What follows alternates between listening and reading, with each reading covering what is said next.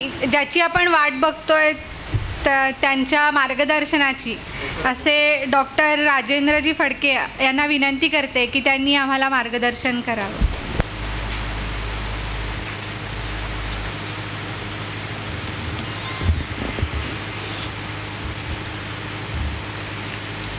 या देवी सर्वभूतेषु मातृरूपेण संस्थिता नमस्तस्ते नमस्तस्ते नमस्तस्ते नमो नमः.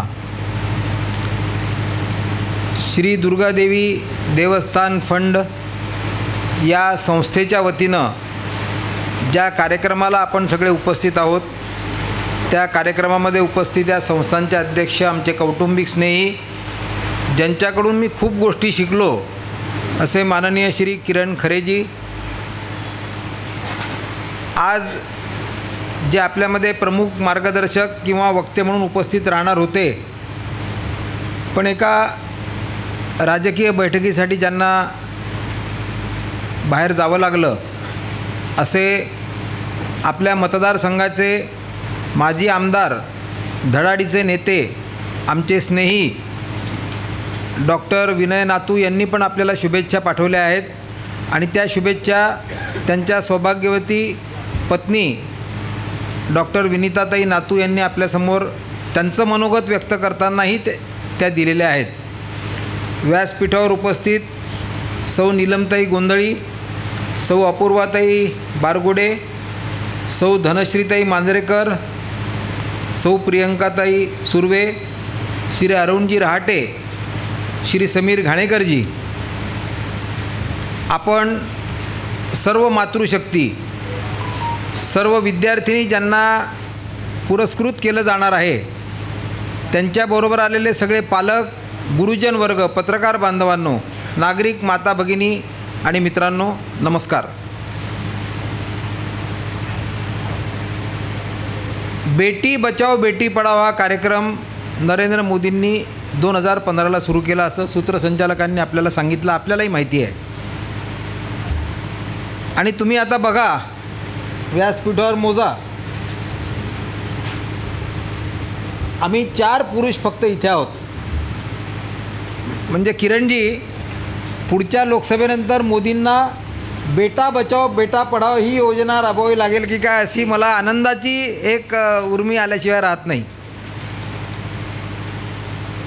ज्या मुली आलेल्या आहेत इथे पुरस्कार घेण्यासाठी, त्या मुलींनी हात वरती करा बरं, मुली हात वर करा.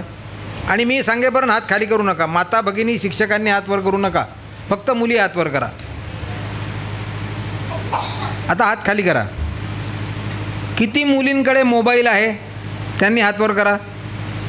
किंवा किती मुली मोबाईल बघतात, मोबाईलवर पाहतात, हात वर करा. आईचा मोबाईल, बाबाचा मोबाईल, भावाचा मोबाईल, मोबाईल बघतात, मोबाईलचं ज्ञानाचा हात वरती करा. लाजू नका, हात वर करा ना. मग मीच आल्यानंतर पाहिलं अनेक मुली मोबाईलवर बोलत होत्या, घरी असतात. मी यासाठी सांगतो आहे की नरेंद्र मोदी जेव्हा गुजरातचे मुख्यमंत्री होते तेव्हा त्यांच्या डोक्यात कल्पना आली, किरण दादा, की मुलींना शिकवलं पाहिजे. त्यांनी स्कूल चलो हम ही योजना सुरू केली. आणि ते मुख्यमंत्री असताना दर 15 जून ते 15 जुलै या 1 महिन्यामध्ये प्रत्येक मुलीला शाळेमध्ये घेऊन जाणं. आत्ता जे शिक्षकवृंद आहेत, प्राध्यापक आहेत, अधिकारी आहेत, आमदार आहे, खासदार आहे, सगळ्यांना काम सांगितलं की आपल्या गावातली प्रत्येक कुटुंबातली प्रत्येक मुलगी ही शाळेमध्ये आली पाहिजे. तिचं गुलाब पुष्प देऊन स्वागत करायचं, तिला शाळेमध्ये येण्याची गोडी लावायची. अशा प्रकारे त्यांनी ते काम सुरू केलं. आणि जेव्हा ते देशाचे पंतप्रधान 2014ला झाले तेव्हा त्यांच्या डोक्यात 3 ड्रीम प्रोजेक्ट्स आले जे कोणाच्याही मनात कल्पना नव्हती.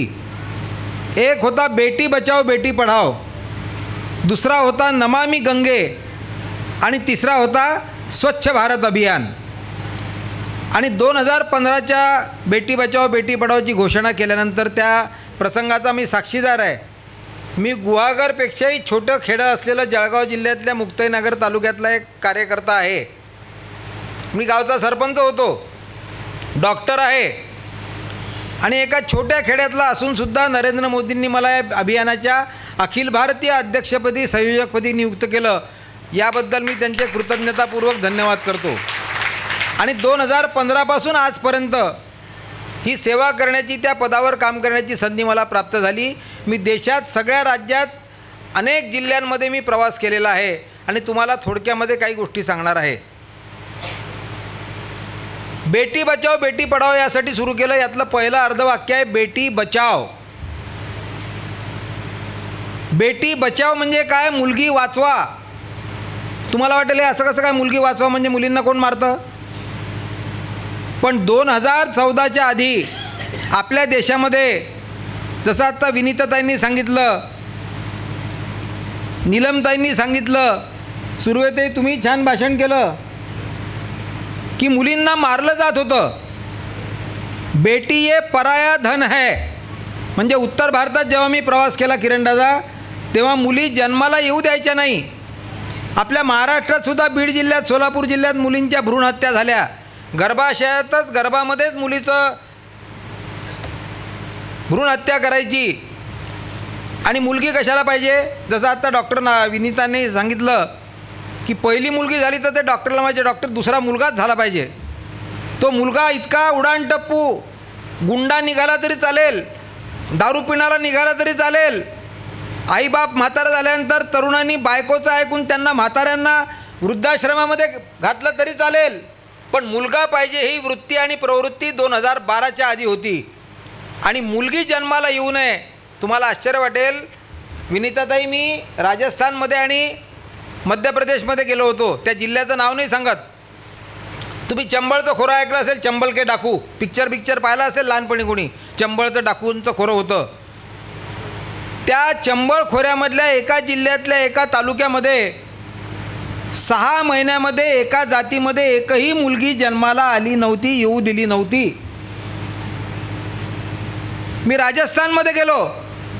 तिथे मुली जर जन्माला आल्या, कारण एखादी खाष्ट सासूवर भरपूर सिरियल असतात ना, तशी झाशीची राणी असलेली एखादी सुंदर तिला भेटली, तिच्या नशिबात आली, तर ती सासूचं ऐकत नाही. सासूचं ऐकायचं नाही, याच्यावर मी सल्ला देणार नाही, ऐकायचं नाही ऐकायचं. पण त्या सुनेनी भ्रूण हत्या केली नाही, तर त्या सासूनी काय करावं? तिला पहिली मुलगी झाल्यानंतर तिच्या नकळत ती मुलगी फेकून दिली, उकिरड्यावर फेकून दिली, थंडीमध्ये कुडकुडत बाहेर टाकली, किंवा त्यांना वीज घालण्याची पद्धत ही राजस्थानमध्ये, उत्तर प्रदेशमध्ये, वेगळ्या वेगळ्या राज्यांमध्ये होती. म्हणजे आपल्या घरी मुलगी नको. जेव्हा मनोहर पर्रीकर संरक्षण मंत्री होते, गोव्याचे मुख्यमंत्री होते, एका कार्यक्रमासाठी मी त्यांच्याबरोबर पुण्याला होतो किरणदादा, तेव्हा राजस्थानमधल्या काही कार्यकर्त्यांचे मला फोन आले की आम्हाला पुण्यामध्ये पोलिसांनी अटक केलेली आहे, आम्हाला दाबून ठेवलं आहे. मी विचारलं काय झालं? तर म्हणे आमच्याकडे मुली नव्हत्या, कारण मुलींची संख्या कमी झाली. Sex ratio at birth, SRB जो म्हणतात, तो कमी झाला. मग त्या जाती धर्मामध्ये आपल्या जातीच्या मुली मिळत नाही. त्यांनी आंध्र प्रदेशमध्ये जाऊन काही मुलींची लग्न करून ते 4-5 जण सामूहिक विवाह करून आले होते. पोलिसांना वाटलं की मुलींना पळवून घेऊन येणारं रॅकेट आहे. मग मी आणि पर्रीकर त्यांच्याशी बोललो, तेव्हा त्या मुलींना आणि त्यांना सोडून देण्यात आलं आणि त्यांचं पुढचं काम ठीक झालं. सांगण्याचं तात्पर्य असं आहे की मुलींचा जन्मदर इतका कमी झाला होता की निसर्गामध्ये जर 1000 मुलं जन्माला आली तर 1000 मुलीच यायला पाहिजे, कारण निसर्ग समतोल राखतो. प्रत्येक मुलाला लग्न करायला एक मुलगी पाहिजे. त्यामुळे 1000 मुलं आणि 1000 मुली हे निसर्गाचं चक्र आहे. पण दुर्दैवानं मुलींचा जन्मदर, सेक्स रेशिओ ॲट बर्थ, हा 2012च्या आधी 815पर्यंत खाली आला होता. म्हणजे 1000 मुलं जन्माला आले तर फक्त 825 मुलीच जन्माला यायच्या, बाकीच्या मुलींना मारून टाकलं जायचं. त्यामुळे मोदीजींच्या मनात कल्पना आली की बेटी बचाओ. बेटी बचाओवर काम सुरू झालं. बेटी वाचवायला लागले. किरणदादा, मी त्यांच्याकडे गेलो होतो. ते म्हणे फडकेजी आओ, आप कैसे आए? बोले आप तो भाजपा के है, हम भाजपा के नहीं है. म्हटलं नरेंद्र मोदींची योजना काही भाजपच्या मुलींसाठी नाही आहे. तुमच्या घरी मुलगी जन्माला येतं ना, ते काय देव वरतून पाहतो का की हा काँग्रेसचा आहे, हा समाजवादी पार्टीचा आहे, हा राष्ट्रवादी काँग्रेसचा आहे? मुली सगळ्यांच्याच घरी जन्माला येतात. आणि म्हटलं तुम्हाला सून पाहिजे की नाही, का तुझा मुलगा तसा गुंडा टवाळखोर राहणार आहे, आजन्म ब्रह्मचारी राहणार आहे का? नाही, ऐसा कैसा हो सकता है? बोले वारिस तो चाहिए, अपने समाज में तो वारिस चाहिए. म्हटलं मग गधड्या, या भाषेत बोललो मी त्याशी. तो म्हणे हुक्का पिते का, दारू पिते का? भिडे, तू माझ्याकडे असे डोळे वाटून पाहू नका. खरंच मला विचारलं. मी त्यांना म्हटलं मी भारतीय जनता पार्टीचा म्हणून तुमच्याकडे आलेलो नाही आहे. बेटी बचाओ बेटी पढाओचा कार्यक्रम तुमच्या पुढे सांगण्यासाठी आणि तुम्हाला विनंती करायसाठी आलो आहे. तुम्हाला सून पाहिजे म्हणजे दुसऱ्याच्या घरी मुलगी जन्माला आली पाहिजे तुमची सून होण्यासाठी, पण तुमच्या घरी पोरगी जन्माला यायला नको दुसऱ्याची सून होण्यासाठी. हा कुठला न्याय? मग त्यांचे डोळे उघडले आणि किरणदादा त्यांच्याशी तास 2 तास चर्चा केल्यानंतर पुढच्या 6 महिन्यांनी त्यांनी मला पुन्हा बोलावलं. फडकेजी अब कन्या घर आई है, अभिवादन करणे चलो. आणि त्याच्यानंतर मी पुन्हा तिथे गेलो. हा या योजनेचा परिणाम आहे. एकदा जोरदार टाळ्या वाजवा मोदीजींसाठी की त्यांनी तुम्हाला तुमच्यासाठी ही योजना आणली. झालं, टाळ्या वाजल्या. पुढे काय? पुढे पाठ मागे सपाट असं नाही चालणार. मग बेटी बचाव म्हणजे बेटी वाचली, तिला वाचवण्याची योजना कार्यान्वित झाली. असं करता करता जन्मदर हा 970वर गेला मुलींचा 1000च्या बरोबर. आणि आज ईशान्य भारतामध्ये पूर्वांचलामध्ये महाराष्ट्रातल्या नंदुरबार, चंद्रपूर, गडचिरोली, सिंधुदुर्ग आणि रत्नागिरी या जिल्ह्यामध्ये मुलींचा जन्मदर 1000च्या वर आहे. ताई 1000च्या वर. एकदा टाळ्या वाजवा या कोकणासाठी. आपले नारायण राणे साहेब केंद्रात मंत्री होते. जे काय चाललं आहे सगळ्या मुलींसाठी चाललेलं आहे. आणि तुम्हाला एक मी सांगतो, माणसं कितीही शिकले, पुरुष कितीही शिकले, गुरुजी तुम्ही तुमच्यात शिक्षक कोण आहे? तुम्ही शिक्षक आहे, तुम्ही शिक्षिका आहेत. तुम्हाला वंदन करतो गुरुवर्य. मी आज जो तुमच्या पुढे उभा आहे डॉक्टर आहे, फलाना आहे, बेटी बचावचा आहे. लहानपणी मी जिल्हा परिषदच्या शाळेमध्ये 4थीपर्यंत शिकल्यानंतर मला कोळी गुरुजी होते, बंगाळे गुरुजी होते, कोले गुरुजी होते. यांनी हातावर छड्या मारल्या म्हणजे छड्या काय म्हणतात, छडी वाजे छमछम विद्या येई घमघम. विद्या आली की नाही मला माहीत नाही, पण छड्या खाल्ल्यामुळे धड बोलण्याची सवय झाली, चांगलं वागायची सवय झाली, चांगले संस्कार मिळाले. यासाठी मी शिक्षकांचा ऋणी आहे. आणि किरणदादा मी तुमचं अभिनंदन करतो. तुम्ही नुसतं मुलींना पुरस्कार घ्यायला बोलवलं नाही, त्यांच्या पालकांना बोलवलं आणि त्या गुरुजनांनाही बोलवलं. हा एक चांगला उपक्रम केला. म्हणून एकदा किरणदादा आणि या संस्थेच्या सगळ्या संचालकांसाठी, डायरेक्टरसाठी थोडं टाळ्या वाजवताना कंजूसी करता का तुम्ही? गुहागरचे लोक जोरदार टाळ्या वाजवा त्यांच्यासाठी. टाळ्या याच्यासाठी वाजवल्या जातात खरं म्हणजे विनीताताई, एक तर समोरच्या माणसाचं भाषण आवडलं नाही की जोरात टाळ्या वाजवतात, म्हणजे त्याला कळलं पाहिजे की आता आपण थांबलं पाहिजे. किंवा दुसरं असं असतं की बाजूला जर कोणी झोपला असला तर टाळी वाजवून त्याची डुलकी जाते, म्हणून टाळ्या वाजवल्या जातात. त्यामुळे तुम्ही कशासाठी टाळ्या वाजवल्या आहे मला समजलं नाही, तरी मला नक्की सांगा, म्हणजे माझं बोलणं मी 2 मिनटात थांबवीन. मी 2 गोष्टी सांगून तुमच्याकडे थांबण्याचा प्रयत्न करणार आहे, कारण आपल्याला सगळ्यांना पुरस्कार द्यायचे आहेत आणि नंतर सगळ्यांना भोजन प्रसाराची पण व्यवस्था करण्यात आलेली आहे. या मुली शिकल्या, या मुली जन्माला आल्या, मग या मुलींचं सक्षमीकरण झालं पाहिजे. ही मुलगी आपल्या पायावर उभी राहिली पाहिजे. जी अबला आहे ती सबला झाली पाहिजे. यासाठी केंद्र सरकारने आणि देवेंद्र फडणवीस जेव्हा मुख्यमंत्री होते त्यांनी वेगळ्या वेगळ्या योजना केल्या. सुकन्या समृद्धी योजना आणली. देवेंद्र फडणवीस मुख्यमंत्री असताना माझी कन्या भाग्यश्री योजना आणली. मध्य प्रदेशमध्ये शिवराज सिंग मुख्यमंत्री झाल्यानंतर लाडली लक्ष्मी योजना आणली. आणि या निवडणुकीनंतर शिंदे, फडणवीस आणि अजित पवारांच्या सरकारच्या नेतृत्वामध्ये लाडकी बहीण योजना आली. मी तुम्हाला प्रश्न विचारणार आहे, मुलांना, मुलींना, पालकांना, शिक्षकांना, सगळ्यांना प्रश्न आहे. इथे उपस्थित असलेल्यांना व्यासपीठावर सहित सगळ्यांना प्रश्न आहे. लाडकी बहीण योजनेमध्ये कोणी कोणी आत्तापर्यंत फॉर्म भरलेले आहेत त्यांनी हातवरती करा. ते पिंजरा पिक्चरमध्ये गाणं आहे ना, लाजतं मुरडतं तसं नका करू, असा चांगला मोठा हातवरती करा. तुम्ही एकच आहे, हात खाली करा. दुसरा प्रश्न विचारतो, ज्यांनी अजून लाडकी बहीण योजनेचा फायदा घेतलेला नाही आहे त्यांनी उभे राहा, उभे राहा. काहींनी हातवर केले, ज्यांनी नाही केले ते उभे राहा. याचं कारण आहे, मी सांगतो ना, ज्यांनी लाडकी बहीण योजनेचा फॉर्म भरला नाही ते उभे राहा. माता असतील, मुलगी असतील, कोणी उभे राहा त्या कुटुंबात. मी यासाठी सांगतो आहे, सगळे उभे राहा ना. ज्यांनी फॉर्म भरलेला नाही आहे किंवा लाभ घेतला नाही उभे राहा. यांचा फोटो काढा. मी यासाठी सांगतो, गोंधळीताई तुम्हाला आणि सुर्वेताईंना विनंती आहे, की नवरात्राच्या आत उशीर होईल, पुढच्या 8 दिवसामध्ये तुम्ही स्वतः संपर्क करून ज्या ज्या मुलींनी या योजनेमध्ये भाग घेतलेला नाही आहे, ज्या कुटुंबांनी, या सगळ्यांचे फॉर्म भरून घ्या. एक आनंदाची गोष्ट सांगतो, प्रत्येकाच्या खात्यामध्ये काल 1-1 रुपया जमा झालेला आहे. आणि 17 तारखेला भाऊबीजेच्या दिवशी किंवा भाऊबीजेच्या आधी, भाऊबीज कधी आहे आपल्या, भाऊबीज नाही, रक्षाबंधन कधी आहे, 19 तारखेला, 17 तारखेला तुम्हाला 2 महिन्यांचे पैसे खात्यामध्ये पडणार आहे. टाळ्या वाजवायची इच्छा आहे का? वाजवा. टी व्ही कोण पाहतं? टी व्ही सिरियल सोडून बातम्या कोण पाहतं? सगळे पाहतात. बांगलादेशमध्ये काय झालेलं आहे कोणी सांगेल का? एखादी मुलगी उभं राहून, जी चंट मुलगी आहे एखादी मुलगी, बांगलादेशमध्ये काय झालं? उभं राहा ना कोणीतरी. तुम्ही प्रश्नाचं उत्तर दिल्याशिवाय माझं भाषण थांबवणारच नाही आहे. उभे राहा. हां, ऐकून येत मला, कमी येतं.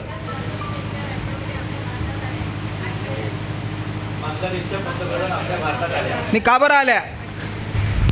काय त्यांना जावई म्हणून बोलावलं आपल्याकडे? बांगलादेशमध्ये काय घडलं असं सांगा ना. बिकट आहे का बरं? बोला बोला, माईक घेऊन बोला, ऐकू येईल म्हणजे सगळ्यांना. त्या म्हणतात बांगलादेशची परिस्थिती बिकट आहे. बरोबर आहे. का बिकट आहे? माझ्या मते तरी त्यांचं शासन तिचं कमकुवत दिसतंय. अच्छा, अजून कोणाला जोडायचं आहे याच्यामध्ये? एखाद्या महिलेला, झाशीच्या राणीला बोलायचं आहे कोणाला? ताई तुम्हाला बोलायचं आहे, बोला. तुमची इच्छा आहे बोलायची. मला चेहऱ्याहून दिसतं आहे, बोलू का नाही बोलू का नाही. द्या त्यांच्याकडे माईक.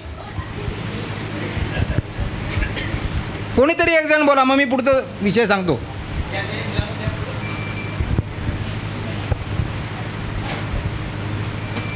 बांगलादेशमध्ये, ठीक आहे असू दे, बांगलादेशमध्ये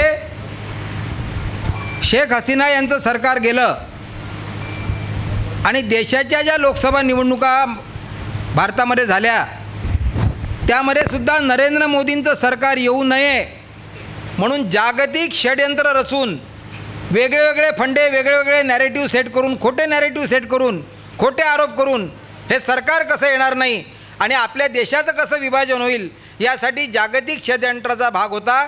पण नरेंद्र मोदी, जसं ताईंनी सांगितलं की त्यांचं सरकार तिथे कमी पडलं. कालच जागतिक लायन डे झाला, आपण टायगर डे साजरा करतो आणि आपल्या देशाचे पंतप्रधान हे सिंहाच्या गुजरात राज्यातलेच असल्यामुळे ते टिकून राहिले आणि यांच्या नाकावर टिचून तिसऱ्यांदा पंतप्रधान झाले. आपल्या देशामध्ये महाभारत रामायण झाल्यानंतर अनेक परकीय आक्रमणं झालीत. मोगलांनी आक्रमणं केली, ब्रिटिशांनी केली. आपला जो अखंड हिंदुस्थान होता तो तोडण्याचा प्रयत्न केला. पण पुन्हा माझी हरदासाची कथा मूळ पदावर येणार आहे की माणूस शिकला तर तो एकटा पुरुष शिकतो, पण स्त्री आणि मुलगी शिकली तर तिचं कुटुंब शिकतं आणि ती ज्या घरात जाते त्या घराचं कुटुंब शिकतं. म्हणून मुलगी शिकली पाहिजे यासाठी नरेंद्र मोदींनी प्रयत्न केले. आणि आपल्या देशाची सनातन संस्कृती, आपल्या देशाची हिंदू संस्कृती, आपल्या देशाची संस्कृती राहिली पाहिजे यासाठी आपला प्रयत्न असतो. आणि किरणदादा, मी तुमचं आणि देवस्थानच्या सर्वांचं यासाठी कौतुक करणार आहे की तुम्ही संस्कृती रक्षणाचं काम करता आहात. ही जी वेगळ्या माध्यमातून समाजामध्ये मुलींमध्ये विकृती निर्माण करण्याचा प्रयत्न होतो आहे, त्या विकृतीला विरोध करून ती विकृती येऊ नये यासाठी आपण जी संस्कृती रक्षणाचं काम करताय त्यासाठी मी तुमचं अभिनंदन करतो. एक मुद्दा मी सगळ्या मुलींना सांगणार आहे, मुलींच्या आईला विशेष करून सांगणार आहे. खरं म्हणजे आत्ता ही बोलायची वेळ नव्हती. सबका साथ सबका विकासमध्ये नरेंद्र मोदींनी कधी पाहिलं नाही हा कोणत्या जातीचा आहे, मराठा आहे का कुणबी आहे, ब्राह्मण आहे का देशस्थ आहे का ऋग्वेदी आहे का यजुर्वेदी आहे, कोकणस्थ आहे, कुणबी आहे, तेली आहे, माळी आहे, तांबोळी आहे, हा विचार नाही केला कधी त्यांनी. सबका साथ सबका विकास. सगळ्यांना रेशन फुकट म्हणजे सगळ्यांना रेशन फुकट. गुहागरमध्ये सगळ्यांना महिन्याच्या महिना पैसे येतात. प्रधानमंत्र्यांचे, मुख्यमंत्र्यांचे 2000 येतात, महाराष्ट्राचे येतात. त्यांनी विचार नाही केला कोणत्या जातीचा. पण जे दळभद्री लोक आहेत, राष्ट्रद्रोही लोक आहेत, त्यांनी नरेंद्र मोदींना विरोध केला. या देशाचं खायचं आणि दुसऱ्या देशांचं गुणगान करायचं हे यापुढे या देशामध्ये सहन केलं जाणार नाही. त्यासाठी मातृशक्तीने हातामध्ये झाशीच्या राणीसारखं राहिलं पाहिजे ही विनंती मी आपल्याला करायला आलेलो आहे. दुर्गादेवीच्या मंडपात आपण उभे आहोत. मी सुरुवातीला सांगितलं मातृशक्ती म्हटलं. जरी देशामध्ये नरेंद्र मोदींचं सरकार असलं, महाराष्ट्रामध्ये शिंदे फडणवीसांचं सरकार असलं, तरी देवाच्या सरकारमध्ये महिलांचं आरक्षण पहिलेपासूनच आहे. नरेंद्र मोदींनी आत्ता 33% आरक्षण दिलं. पुढच्या वेळेला 280च्या विधान. आत्ता एखाद्या पुरुषाला निवडून येऊ द्या असं मी मातृशक्तीला विनंती करतो. पुढच्या नंतर इथे महिलाच आमदार होणार आहे हे माझ्याकडून स्टॅम्प पेपरवर लिहून ठेवा. तुमच्यातली कोणीतरी एक महिला पुढच्या वेळेला 29 साली इथे आमदार होणार आहे. हे माझं भविष्य मी तुम्हाला या ठिकाणी सांगून ठेवतो. पण हे आरक्षण देत असताना महिलांनी जगदंबेचं रूप धारण केलं पाहिजे. घरी असली तर ती माता आहे, क्षणाची पत्नी आहे. धान्यलक्ष्मी, गजलक्ष्मी, अष्टलक्ष्मी, आपल्यामध्ये अष्टलक्ष्मी असतात, तशी लक्ष्मी पण घरामध्ये असली पाहिजे. बुद्धी असली पाहिजे, सरस्वती असली पाहिजे. ही सगळी महिलांची रूप आहे. अन्नपूर्णा देवी केंद्राच्या मंत्रिमंडळात आहे, देवाच्या मंत्रिमंडळात. ती अन्नपूर्णा देवी आहे. पण वध करणारी दुर्गाच आहे. आणि योगायोगाने आपण आज दुर्गेच्या समोर बसलेलो आहे, दुर्गेच्या मंडपात बसलेलो आहे. त्यामुळे वेळ पडली तर महिला नुसत्या सबलीकरण होऊन उपयोग नाही आहे. NGOच्या माध्यमातून त्यांना नुसते पैशांनी सबलीकरण होण्याची गरज नाही आहे. महिला सक्षम झाला पाहिजे, त्या स्वयंसिद्ध झाल्या पाहिजे. आणि त्यासाठी तुम्हाला जर मी विनंती करणार आहे, आत्ता किरणदादा तुम्ही म्हटलं ना की पुढच्या काळामध्ये, मला वाटतं मी 2-3 वेळा या कार्यक्रमाला आत्तापर्यंत येण्याचं मला सौभाग्य लाभलेलं आहे. मी तुम्हाला एक विनंती करणार आहे, विचार करा. UPSC आणि MPSCसाठी जे काय क्लासेस लागतात, हे क्लासेस गुहागरला सुरू करा. तुम्हाला काय मदत लागली दिल्लीपासून गल्लीपर्यंत तर मी करायला तयार आहे किरणदादा. पण तुम्ही जे आज हे स्वप्न पाहिलं आहे की या गुहागर तालुक्यातली एखादी कन्या IAS झाली पाहिजे, IPS झाली पाहिजे, फायर फायटर विमान तिने लढवलं पाहिजे, कॅप्टन झाली पाहिजे, मेजर झाली पाहिजे, कर्नल झाली पाहिजे. मागच्या सरकारांच्या काळामध्ये त्यांना परवानगी नव्हती. पण नरेंद्र मोदी सरकारमध्ये आल्यानंतर NDAमध्ये आणि मिलिटरी स्कूलमध्ये त्यांना परवानगी दिली. आणि मुलीसुद्धा तुम्ही बघितलं असेल, 15 ऑगस्ट आणि 26 जानेवारीला परेडचं नेतृत्व महिलांनी केलं.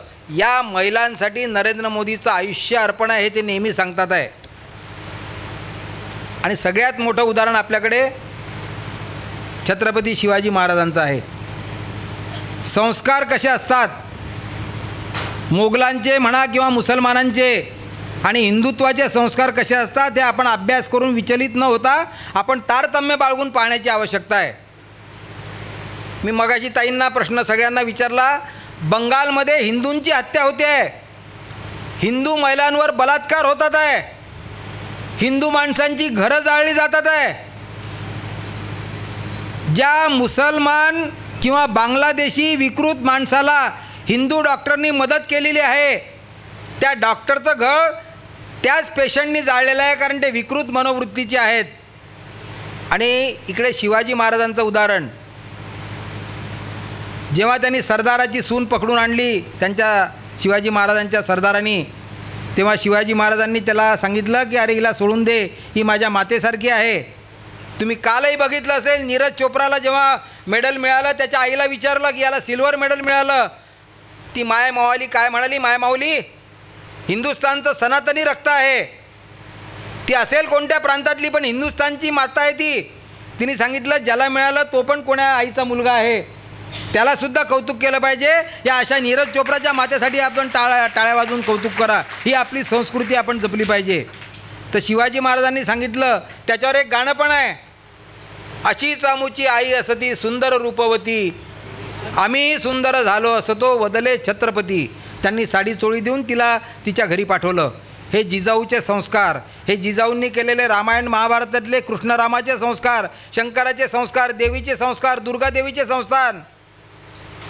आणि शिवाजी महाराजांना आपल्याला माहिती आहे दुर्गा भवानी प्रसन्न होती, तुळजामातेने त्यांना तलवार दिली होती स्वराज्य स्थापण्यासाठी, सुराज्य स्थापण्यासाठी, मोगलांचा पराभव करण्यासाठी. आणि त्या शिवाजी महाराजांचं स्वप्नच नरेंद्र मोदी आणि महाराष्ट्राचं सरकार करत आहे.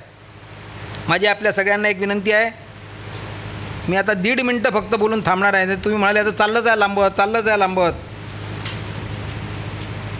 आत्ता माझ्या आधीच्या वक्त्यांनी सांगितलं, किरणदादांनी सांगितलं, नीलमताई म्हणाल्या, विनीताताई म्हणाल्या की शिक्षणासाठी तुम्हाला कोणालाही काही अडचण पडली तर आपण केव्हाही सांगा, हे दुर्गादेवी देवस्थान फंड आपल्यासाठी उभा आहे.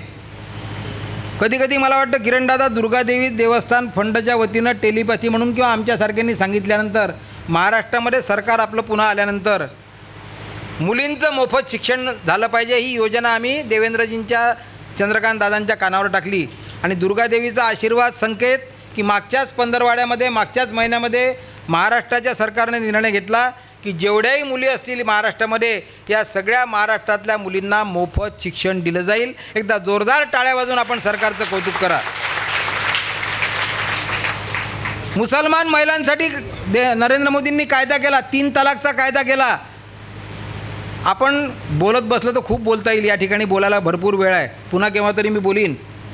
पण मला एकच आपल्याला सांगायचं आहे, मातांना सांगायचं आहे, सध्या दुर्दैवानं देशामध्ये जे षडयंत्र चाललेलं आहे, नीलमताई तुम्ही सगळ्या व्यासपीठावर बसलेल्या मातृशक्तीला मी विशेष करून सांगणार आहे, लव जिहाद नावाचा एक महाभयंकर प्रकार सध्या सुरू झालेला आहे. लव जिहाद. मुस्लिम तरुण हिंदू मुलींना फसवतात, प्रेमाच्या जाळ्यामध्ये ओढतात, तिचं आयुष्य बर्बाद करतात, तिला तलाक देतात. म्हणजे एक एक मुस्लिम युवक अतिरेकी असलेला 20-20, 25-25 मुलींना नादी लावल्याच्या घटना आहेत. आत्ता कावड यात्रा उत्तर प्रदेशमध्ये सुरू आहे. त्या कावड यात्रेच्या माध्यमातून आपण लक्षात असेल, पेपरमध्ये वाचलं असेल की नाव लिहायला सांगितलं. पहिले राजेंद्र फडके बनायचा, बापाचं नाव लावायची लाज वाटायची. मग आता काय झालं आहे, मोदींनी, देवेंद्र फडणवीसांनी कायदा केला तर काय झालं, डॉक्टर राजेंद्र उषा अशोक फडके, आईचं नाव लावायला सुरुवात झाली. त्यामुळे जी आई आपल्याला जन्म देते, जी आई आपल्याला आयुष्य देते, ते देश धर्म आपल्याला दाखवते, त्या मातृचरणेच्या ठिकाणी आपण विनम्रतापूर्वक प्रणाम केला पाहिजे आणि आपल्या आईचं स्मरण राहावं. मला सांगा, आपण भारत माता की, आपण भारत माता की जय म्हणतो, असं कोणीतरी म्हणतं का अमेरिका माता की जय, पाकिस्तान माता की जय, बांगलादेश माता की जय? भारत सोडला तर जगाच्या पाठीवर एकही देश नाही की ज्याला माता म्हटलं जातं. हा भारत हा एकमेव देश आहे की भारत माता की जय म्हटलं जातं. यासाठी नरेंद्र मोदींनी एक गोष्ट केलेली आहे, एक पेड माँ के नाम. आता तुम्ही आजचा कार्यक्रम झाला की उद्या सुट्टी आहे, 15 ऑगस्ट आहे, 26 काय रक्षाबंधन आहे, बऱ्याच सुट्ट्या आहे श्रावण महिन्यात. प्रत्येकाने आपल्या आईच्या नावाने एक एक झाड लावा. मुलगी असेल तिने आपल्या आईने लावा, तिची आई इथे आली असेल तिच्या आईच्या नावाने लावा, शिक्षक असतील त्यांनी आपल्या नाईच्या, आणि त्याचं एक सेल्फी काढायची आणि ती सेल्फी लोड करायची. त्याची लिंक किरणदादा आपल्याला सगळे या ताई देतील. पण एक पेड माँ के नाम, कारण किरणदादा मी एक स्लोगन काढला आहे, चंद्रकांत सुधीर बाबुंडीकर वनमंत्री असताना एका कार्यक्रमात होतो, सबसे बड़ा धन बेटी जल और वन. त्यामुळे वन वाढलं पाहिजे, ग्लोबल वॉर्मिंग कमी झाली पाहिजे, यासाठी वृक्षारोपण केलं पाहिजे, जलपातळी वाढली पाहिजे आणि मुलींचं संगोपन केलं पाहिजे. यासाठी आज जो कार्यक्रम इथे आयोजित केलेला आहे. आणि किरणदादा, मी आपले आणि संचालक मंडळाचे कृतज्ञतापूर्वक आभार मानलेले तुम्हाला आवडणार नाही, पण मी कृतज्ञतापूर्वक तुम्हाला धन्यवाद देतो की तुम्ही दरवेळेला मला अशा कार्यक्रमाला बोलवता आणि मला इथे सन्मान देता. मी आपल्यातलाच एक आहे. आणि मला असं वाटतं की जसं विनिताताईंनी मगाशी सांगितलं की 1100 कुटुंबामध्ये आपण आत्तापर्यंत पोचलेलो आहोत, आज 250 कुटुंबात आपण पोचणार आहे. आई दुर्गादेवी तुम्हाला एवढी शक्ती देवो की पुढच्या वर्षी जेव्हा तुम्ही मला कार्यक्रमाला बोलवाल तर मी येईन, नाही बोलावलं तरी कार्यक्रम असला की मी नक्की येणार आहे, आत्तापासून सांगून ठेवतो. मान न मान मैं तेरा मेहमान असं ठरवून मी तुम्हाला आत्ता सांगतो आहे. पण त्यासाठी मला दुर्गादेवी देवस्थानच्या ट्रस्टकडून आणि आज जे व्यासपीठावर ज्यांनी मार्गदर्शन केलं त्या सगळ्यांना विनंती आहे, आठवले, मोबाईल पाहू नका, गोष्ट आहे का, पुढच्या वर्षीपर्यंत गुहागर विधानसभा मतदारसंघातल्या प्रत्येक घरामध्ये दुर्गादेवी देवस्थान फंड पोचलीच पाहिजे, एवढी प्रार्थना करतो आणि माझ्या शब्दांना विराम देतो. भारत माता की, भारत माता की, वंदे वंदे. धन्यवाद. जय गुरुदेव. धन्यवाद सर. सरांनी मार्गदर्शन केल्याप्रमाणे आपल्या गुहागर तालुक्यातील प्रत्येक मुलगी, सून, नात नक्कीच उच्च शिक्षित होईल, डॉक्टर, वकील होईल आणि त्यासाठी दुर्गादेवी देवस्थान नक्कीच प्रयत्नशील असेल अशी मी ग्वाही सरांना देते आणि सरांना धन्यवाद देते धन्यवाद मार्गदर्शनासाठी.